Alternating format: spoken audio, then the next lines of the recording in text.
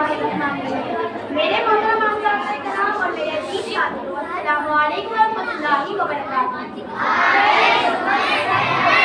میں سب سے پہلے آپ سب کو ولادت حضرت فاطمہ زہرا سلام اللہ علیہا کی مناسبت سے عید مبارکباد پیش کرتی ہوں۔ آج بھی تقریر کا موضوع ہے سیرت حضرت فاطمہ زہرا سلام اللہ علیہا۔ سامعین محترم، حضرت فاطمہ زہرا سلام اللہ علیہا کی پوری زندگی ایک مثالی خاتون کی زندگی ہے۔ آپ علیہ السلام کی زندگی کو تقسیم کیا جائے تو 4 اہم پہلو نظر آتے ہیں جو پوری کائنات کی خواتین کے لیے نمونۂ عمل ہے۔ آپ علیہ السلام کی زندگی کا ہر پہلو بہت روشن اور مثالی ہے۔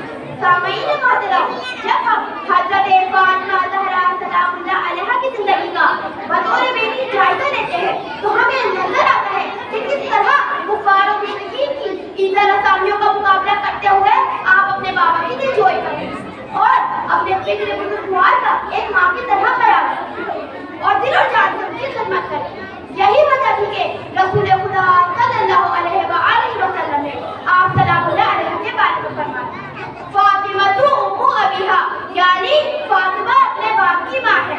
سامعین محترم، حضرت فاطمہ زہرا سلام اللہ علیہا جب بہو بن کر حضرت فاطمہ بنت اسد کے گھر جاتی ہے تو ان کے لیے ایک بہترین بہو ثابت ہوتی ہے اور ان کی اطاعت کرتی ہے اور ایک فرمانبرداری کرتی ہے۔ سامعین محترم، جب حضرت فاطمہ زہرا سلام اللہ علیہا مولائے کائنات کے اپنے آتی ہے تو ان کے لیے عبادت خدا میں بہترین مددگار بن جاتی ہے۔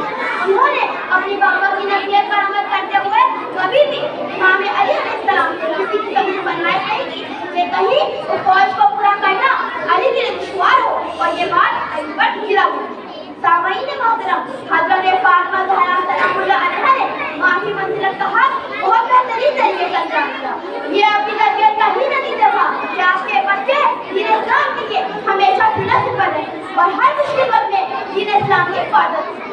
بس سامعین محترم، میں اپنی تقریر کو شعر پر ختم کرتی ہوں۔ کہیں قرآن کی تلاوت زہرا، کہیں قرآن کی تلاوت زہرا، کہیں کعبہ کہیں کعبے کی دلالت زہرا، کہیں ایمان کی حرارت زہرا، کہیں ایمان کی حرارت زہرا، کہیں قدرت کی مشیت زہرا۔